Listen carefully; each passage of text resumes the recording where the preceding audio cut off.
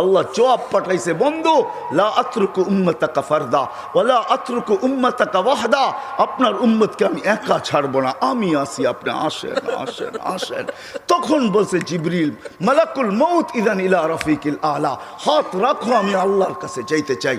ও এইখানেই তো শেষ না, শুধু কিয়ামতের মাঠে চিৎকার দিবে না। জানি না আপনাদের দিল আছে কি নাই, এটা আমার জানা নাই। কবর থেকে যখন উঠবে, লম্বা হাদিস আমি টানতে চাইতেছি না, মালাকুল জিবরিল আমিন যখন পর মারবে, হুকুম হবে ইতি হাবিবি মাকাম আল মাহমুদ, আমার বন্ধুকে মাকামে মাহমুদে নিয়ে আসো জিবরিল। উনি আসবে, পর মারবে আর বলবে কুমিয়া হাবিব আর রহমান, আল্লাহর বন্ধু ওঠেন।